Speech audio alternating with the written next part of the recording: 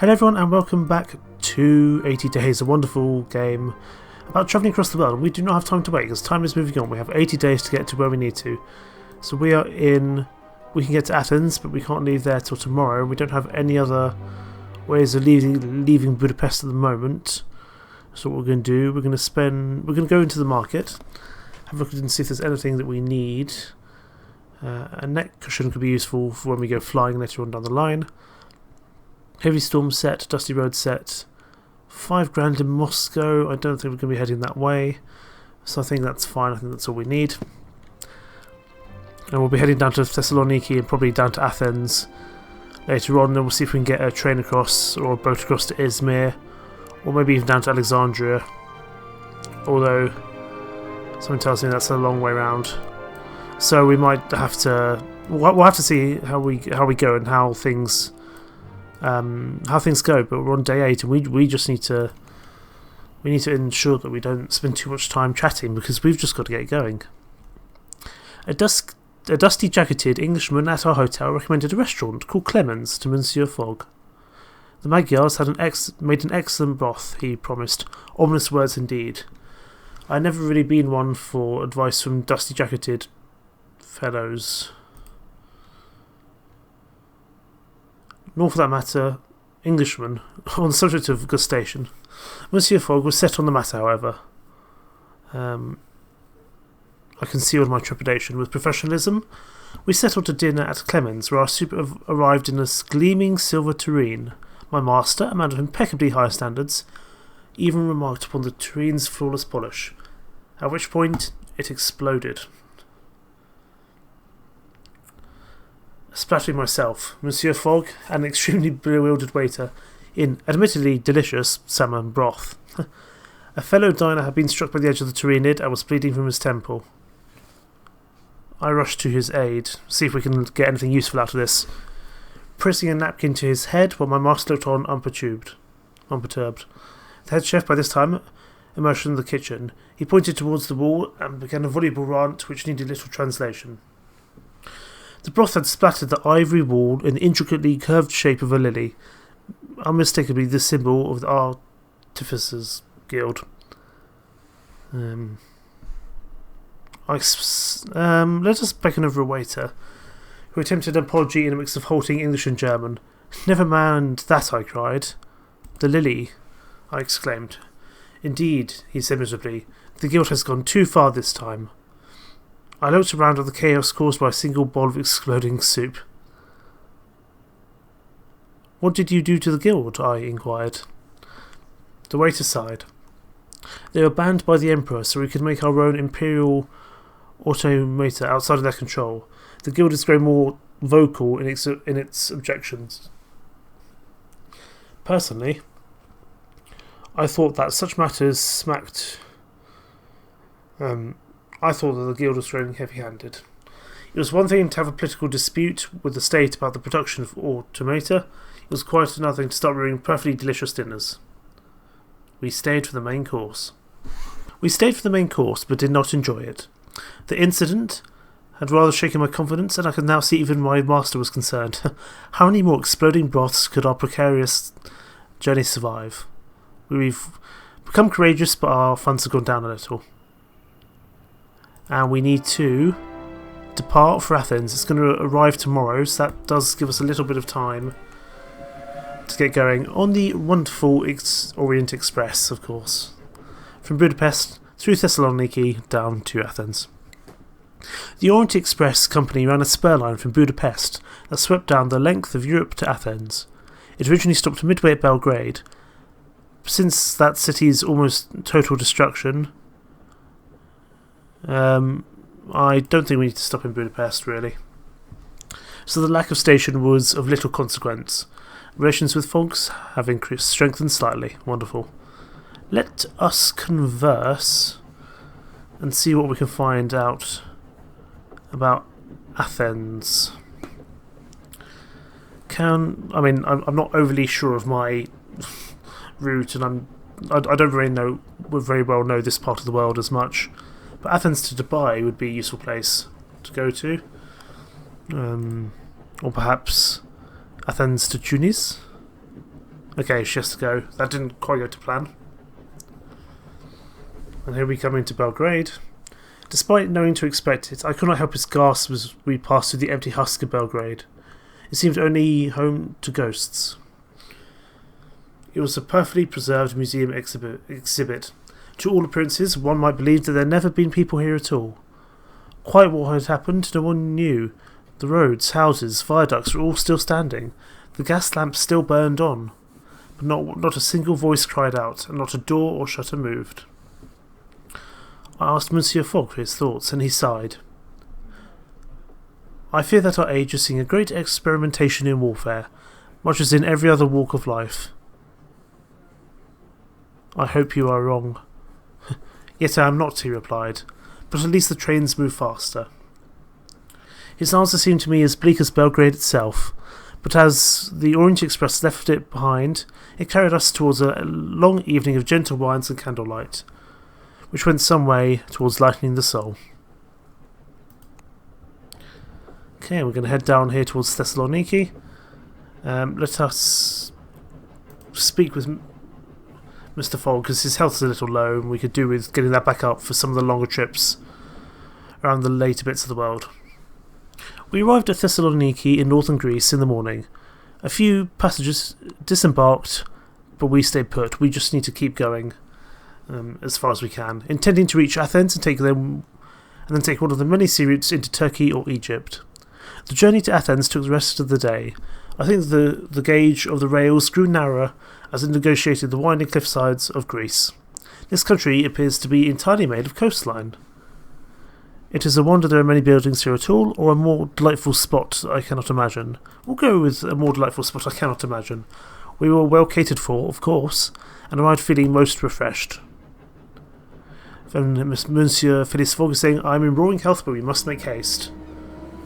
We've come in quite late into Athens, so we can't do much here. But I'm wondering if there's anything useful we can pick up. Urban Traveller set, we'll pick that up for $4, or pounds, sorry, not dollars, we're an Englishman. I don't think we're going to be going through Russia. We have just passed Thessaloniki, we might be going to Cairo. And we're out of Europe now, so let's bring the can of engine oil. Bust of Apollo is worth a lot in high yield, but I don't exactly know what that is. What can we... Let's get a third case and we'll buy that. Because it could be interesting to us. However, now we just need to spend the night in a hotel and hopefully find somewhere in the morning that we can head on from Athens. My master was not, as a rule, particularly interested in the fabulous locales and exotic cities as we journeyed through. Athens, however, was the exception that proved the rule. His sudden interest was not limited to the city. He fixed at me with a look. Do you speak Greek? He asked.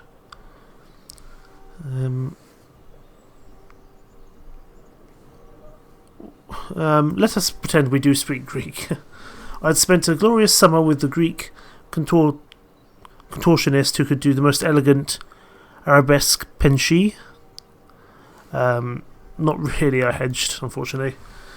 I was not entirely certain that Monsieur Fogg would approve of my rather specialised vocabulary, nor my agile methods of language acquisition. Despite my master's grasp of ancient Greek, the demotic variant more commonly spoken on the Greek streets eluded him. We were reduced to asking for directions through a combination of mime. Let's do that.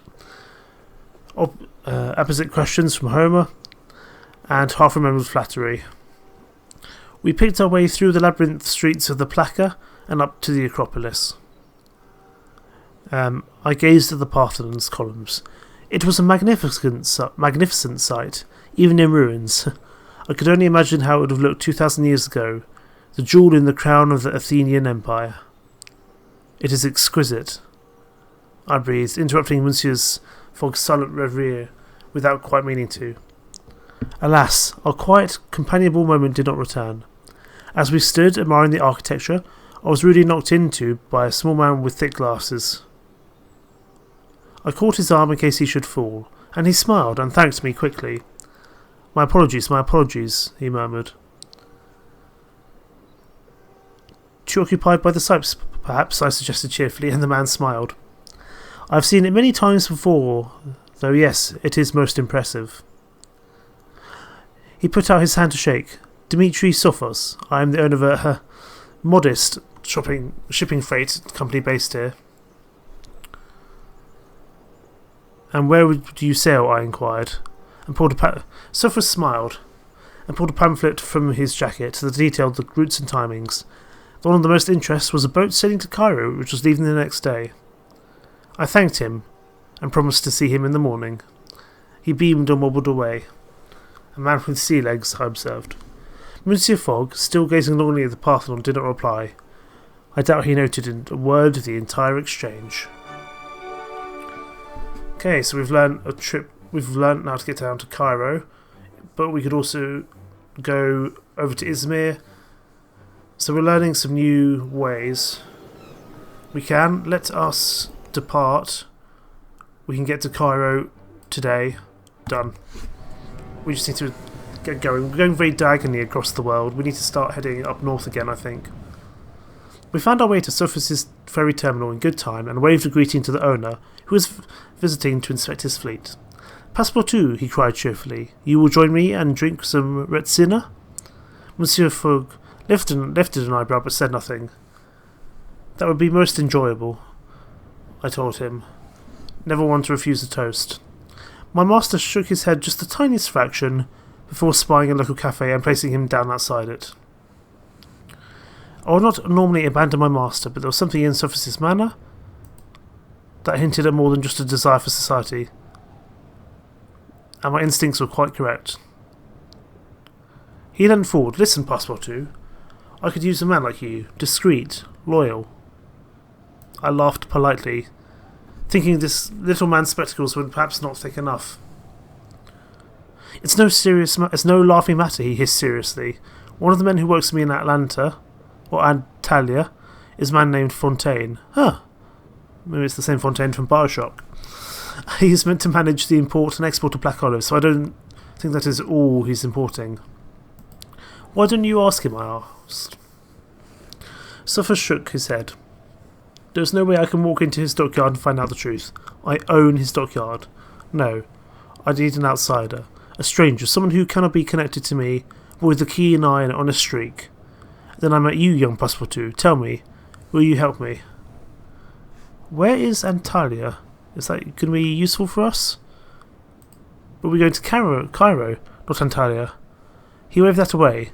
If that is your only concern, that is easily rearranged. Well, let us see we will do what we can. I told him all the while thinking, oh, Passepartout, well, when will you ever learn to say no? Then we have a deal. One matter, the small matter of... I rubbed my finger and thumb together. Aha, of course. He pulled a long leather wallet from his pocket and laid it on the table. Tell me, Passepartout, are you the sort of man to be motivated by money? How much? I asked. 1,000 now, the Greek said, pushing the wallet towards me. 2 more if you report to Cairo with what you find. How do you know I won't take this and disappear? Sophos shrugged. I don't, but remember, twice as much is waiting for you in Cairo. I'm going to shake my head. Then what is it you want? He asked, puzzled. We are going round the world, I told him. We need transport, connections, speed. Very well then, he agreed. From Antalya, take the boat to Beirut. I will meet you there with a private airship to carry you as far as Manama. From there is a fast boat to Bombay. Wonderful. We have found a quick way forwards. I shook his hand. He slapped me on the shoulder and sent me back to Monsieur Fogg. We clambered aboard Sophos' ferry, finding some space between barrels of olives and large packing crates that smelled of fish. Soon the rope slipped from its ring and we were away. Our character is now suave. And here we go. We're learning some new routes from Manama. Oh, that's a long trip. That's very useful for us. Wonderful. Let us converse with Madame Nicolai. Antalya to Cairo. Nothing interesting there. We could get to Vladivostok potentially, but we're not heading that way. Let's ask about Vladivostok anyway. What about Vladivostok to Hong Kong? That could be useful. Again, nothing particularly useful, but we've learned how to get from Beijing to get to Vladivostok. Well, that's a very elongated way to get to Vladivostok. I don't think that will be the way that we go. Okay. And we're getting there. Sophos was true to his word. Somewhere in the midst of the Aegean, we turned about until a few hours later we arrived on the coast of Turkey. Monsieur Fogg seemed perturbed by this turn of events, but did not mutter a word as we disembarked. Ooh, taking its toll on Monsieur Fogg, though. Okay, we're here in Antalya.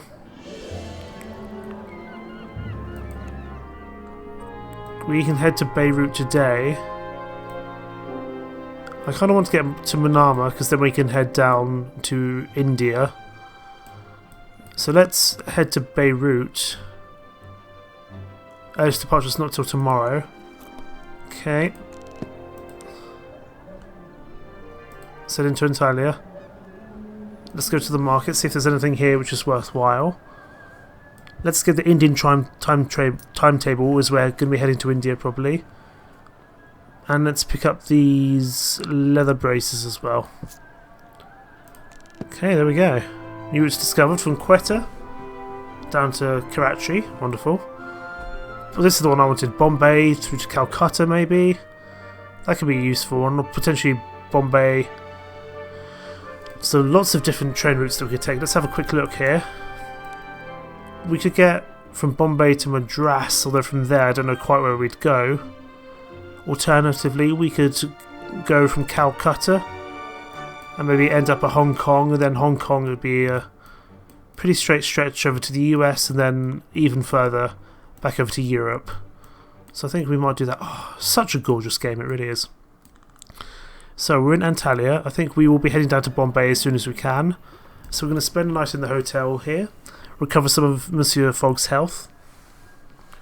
I spent my afternoon rambling around Kalachi, the historical centre of Antalya, which was where I happened upon a group of Turkish dockhands uploading crates of Venetian goods into a warehouse flying the French flag.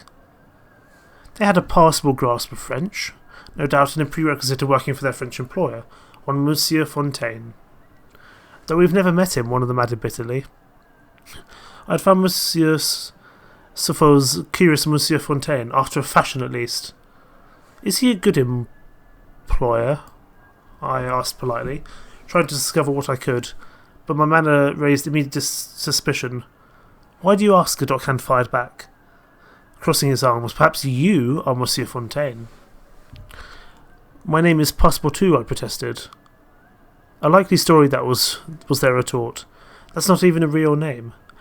A most hurtful accusation. So I revenged myself by threatening to cut their pay. They apologised quickly. I gave a booming laugh, the sort that Monsieur Fontaine of my imaginings would boom. Such an empathetic fellow he was, prone to making friends, and acts of random generosity. Alas, my invented backstory saw me doling out banknotes to these dockhands quite haphazardly. Thus I was ensconced into my role. I spent a cheerful, if deceptive afternoon getting to know my employees, and inspecting the merchandise. They cracked open a crate to reveal a treasure trove of Venetian glass, glittering blue-green in the Antalyan sun. Is this all? I demanded in some surprise. Time for a gambit. Where is the rest of it? The men looked surprised. The rest? Do not presume to trifle with me, I replied haughtily, hoping my manager would impress them into some revelations. But the foreman only shook his head. This is all there is, monsieur. The boxes are labelled with olives, of course, and we all know that's not what they are, but it's glass. Only glass. I took a piece myself, turning it over in my palm. Indeed, it was merely glass. A curious development. Would this news be enough to earn us passage aboard Monsieur Sophos's airship from Beirut? I would imagine not. Can we depart? Let's get to Beirut. let's get going. Need to hire some extra space because we've got 3 cases, but that's fine. We get to go on this wonderful merchant trader ship. The Nefertiti was a tall-masted Egyptian clipper that sailed around the coastline from Antalya all the way to Alexandria. I asked the skipper if he had considered longer voyages via the Suez Canal, but he only laughed. The fees, young man, are quite extortionate. I could not argue with that. How extortionate? He gave me a pointed look. You're not by me or my boat. If that is your intention, my liberty is worth more coin than you have. I nodded, and we did not pursue the conversation further. Let us speak to the captain. Can we get from Beirut... No. Ask about Beirut. Can we get to where we want to? Can we get to Baghdad? I do like puzzles. Where can we get to which is useful? What about... We don't need to go to Alexandria particularly.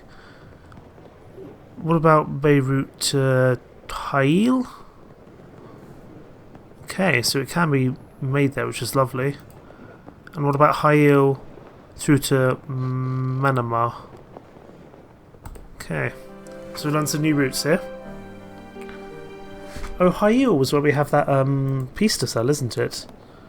Yes, the bust of Apollo. We'll definitely be going there along the way because that's $7,000 for us. That will be a lot of money.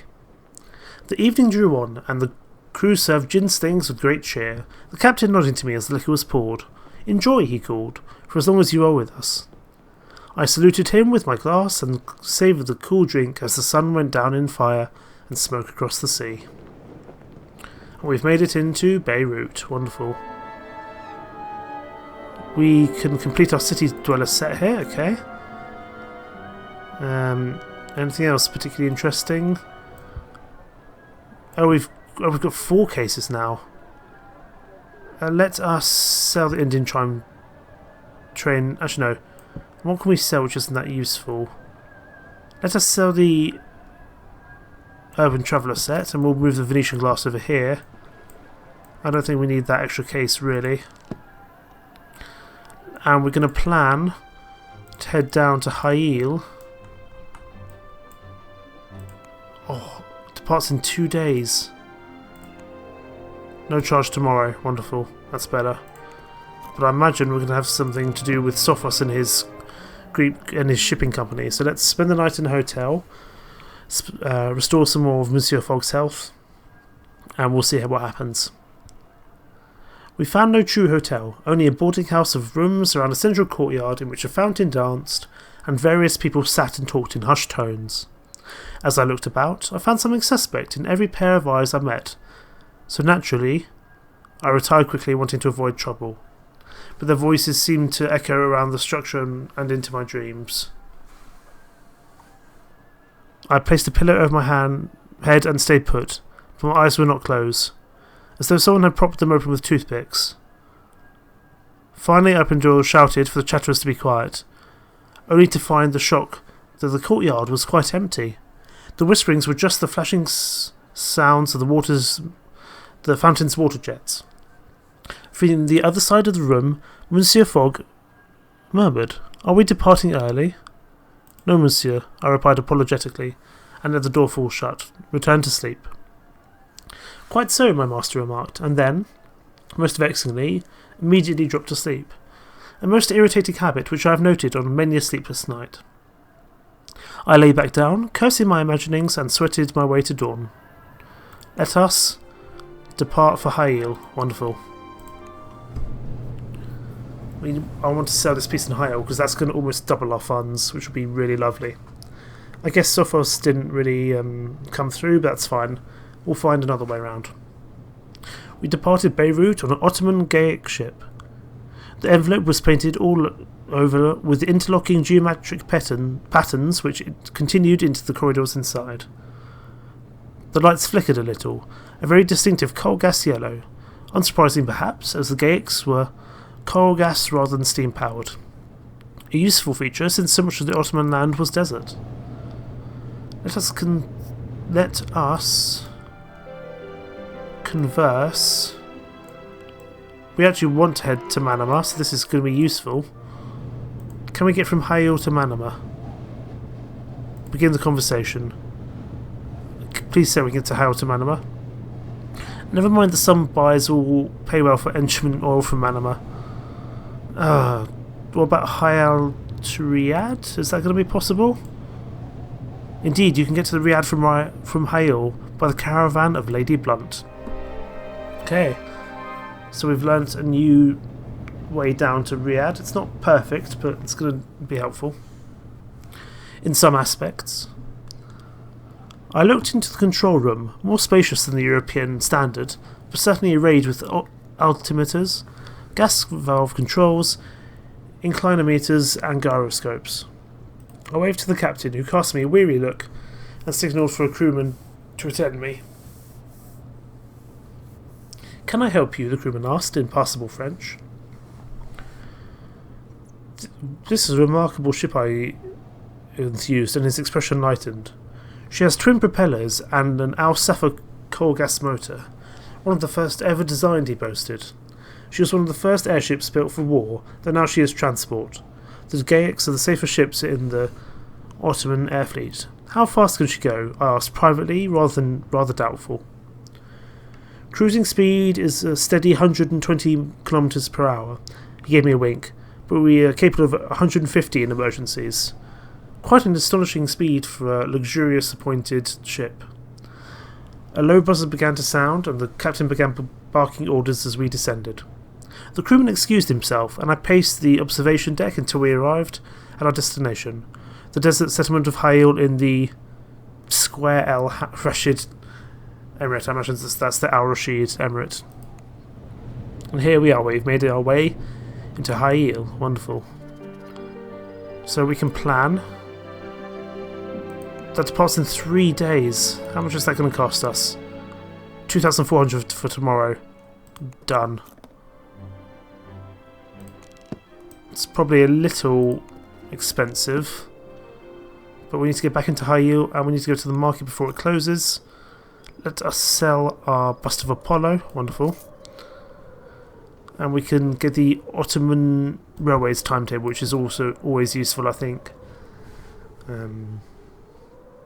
But we are going to Riyadh, so I think we could sell the travelling coke here, or sell the... what can we sell? Let us sell the ship times, as we're past Greek and Turkey now, really. And let us sell the...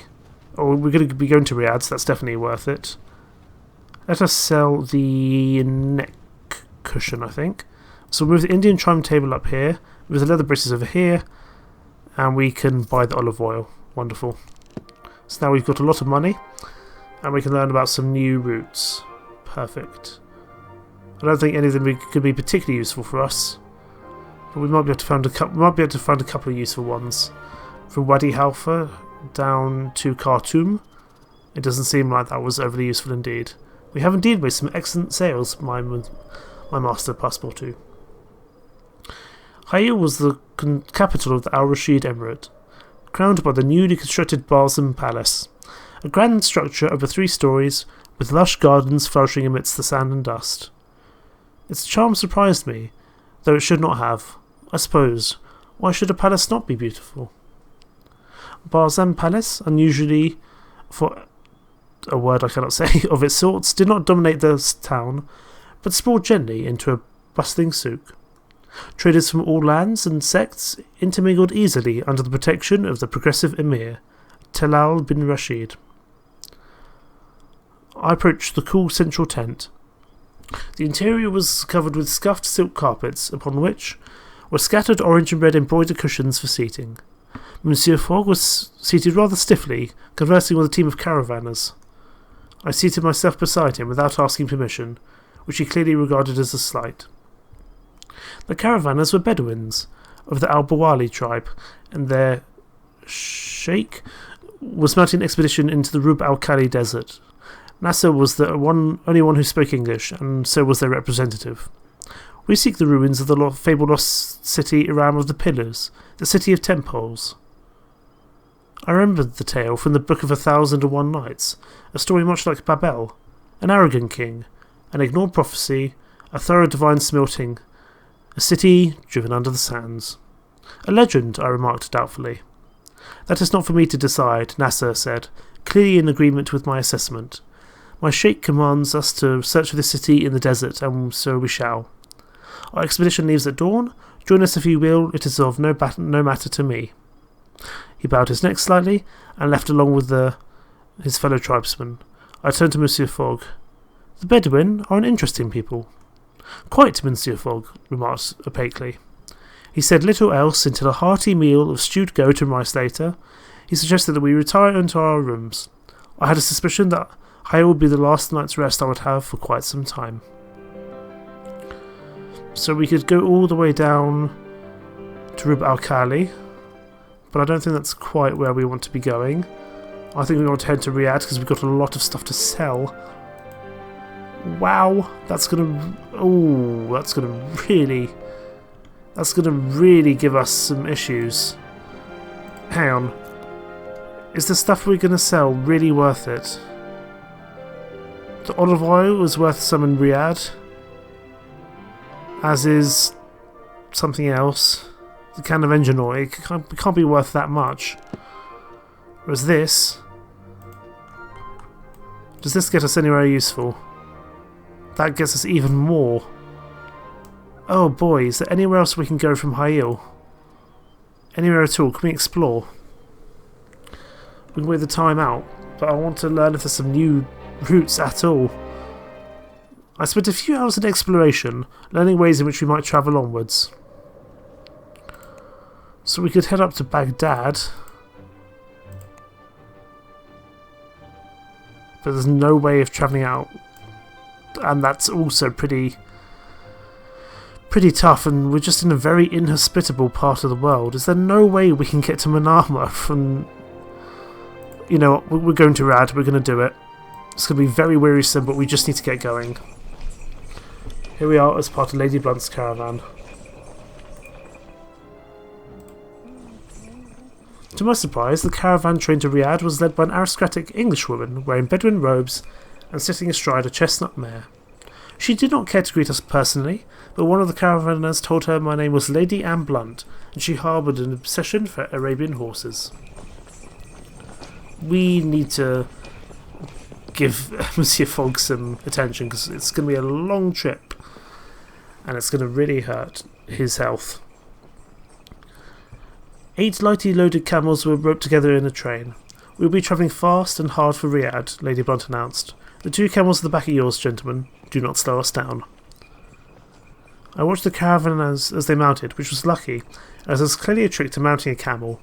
Beyond staying out of kicking or spitting or biting range, they knelt for mounting. The passenger was obliged to lean back as they raised themselves up. Forearmed, I mounted tolerably well, though poor Monsieur Fogg failed to heed my warning and landed in a sandy heap. A somewhat ignominious start to our desert journey. Oh yeah, this is gonna really hurt him a lot. We just need to keep him on side. The desert seemed quite endless. I asked Monsieur Fogg to adopt Bedouin robes, but alas rebuffed. He remained in his Savile Row suit, woolen socks, leather shoes, and cravat. By mid-afternoon, however, he had accepted a length of thin cotton to cover his head and protect his mouth from the constant sand-flecked wind. The less said about the travails of this day the better, though I, at least, was sensibly attired for the endeavour. We've got some improved relations with Fogg, although it seems to be going down again. And all we can do is wait. Okay, we've got a news article here from the Times. Paris World Fair, a roaring success. We need to keep on heading to Riyadh. It's going to cost us, but I think it'll be worth it. Lady Blunt trotted up to us during a rest break, looking at us with the same easy superiority with which Casida, her chestnut mare, regarded the other camels in the train. She clearly disapproved of our condition and made no secret of it. I was quite shocked by her, if you will forgive the pun, dear reader, bluntness, having thought of her, the same old as the reticent Monsieur Fogg. You will keep up or will leave you behind, she pronounced, with every sign of truthfulness. One of the other camel's riders gave an almighty shout and threw his skin onto the sand. A glistening Lady Black Scorpion crawled on top of it. Without a moment's hesitation, Lady Blunt leapt from her horse, kicked the scorpion away from the canteen, and crushed it under her leather boot. She is a remarkable woman, I observed to Monsieur Fogg, who merely raised one eyebrow in cool agreement. Lady Blunt remounted her mare and called to the caravan to move on. I shook the sand from my scarf and girded myself to continue our journey. Yes, it's a very draining journey. I'm terribly sorry, Monsieur Fogg. We need to keep him on side. He's going to be really struggling with this journey. Khaled, the rider in front of me, was clearly far more experienced, for he did manage to twist himself around and wave when the scalding wind died down. You are Anissa Bint's London cousins? He enouted in passable English. Is that what she told you? I asked, wary of contradicting whatever story Lady Blunt had concocted to explain our appearance. Though to my relief, he shook his head. It is just, your friend has the same look about him, very... Khaled searched for the appropriate word, refined? I offered, but he shook his head. No, that is it. That is not it. More like, and then proceeded to make a variety of impenetrable, energetic mimes at Camelback. We nearly fell off our camel several times and laughed a significant quantity of sand into our lungs in the process. Though he never did quite find Khaled's word, it did not feel like a day wasted. Relationship with Fogg's has not improved slightly. I don't know what's happening there. But we're going to keep him on side and give him a fresh shirt. Superb, he exclaims. The road between Huithril and Riyadh was not paved, but was well marked and provisioned with caravanserai and permanent settlements that clearly relied on the pilgrim trade. I remarked on how busy it was to Khaled. I think we're getting on better with him, who raised his eyes to the sky. Once, he told me, you could not split a date stone for the number of pilgrims on this road. But the Ottomans changed everything in their path. You resent the sublime porter? I inquired, but Khaled laughed. Some Arabs do, but I am not one of them. Change is not a bad thing, he told me. They are building a railway line from Damascus to Mecca. Pilgrims are now travelling by a steam train rather than camel. That is great progress. The Bedouin must embrace the modern world, Khaled agreed, shining with pride. This is the way of things. The old gives way to the new. What will the traders do? I asked, looking around at the merchants selling dates and lengths of silk and fresh sheared meat to tired caravanners. They will learn new skills, Khaled shrugged. I suppose change is the way of the world. I agreed slightly, discomfited at the price of such change arrayed before me. My people have a chance to take our place in the modern world, my friend. Khaled seized my shoulder. We must stand up or be trampled. That is the way of things. And here we are, into Riyadh, at quite a cost to Monsieur Fogg's health. I cannot deny that I looked forward to easing myself from Camelback with the sure knowledge that I will not be called upon to mount next morning. Their hairs are thick and surprisingly sharp, capable of poking through even the most sturdy of woolen trousers. This is all I record about the subject. I gave Monsieur Fogg a sip of water, for which he was very grateful.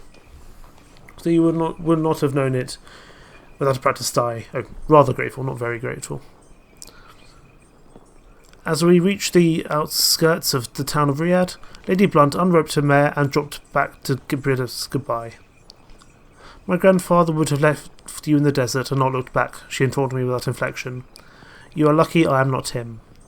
Well, quite so, given that her grandfather was the notorious Lord Byron, mad, bad, and dangerous to know, as the London wits would have said it. Good luck on your future travels, she said primly. I doubt we shall meet again.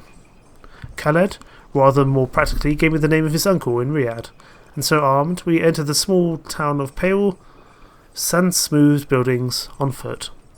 Relations with Fogg are very, very low, but we've made it into Riyadh, and blimey, what a cost. But we're going to sell a lot of useful things here for a lot of money. Now, what can we buy here which will be useful? A neck cushion, we're going to rebuy that. We could buy a seafarer. We need to basically buy anything useful. Anything useful which allows us forward passage in a useful way. Let's also buy the scented candle. We might be going that way. But I tell you what, I think that will do it for this episode of Around the World in 80 Days, or just 80 days. Next time we're in Riyadh, and we will be going to explore in order to find a way to Manama, and then that will take us on over to India, to Bombay. But thank you so much for watching. Take care. Bye bye.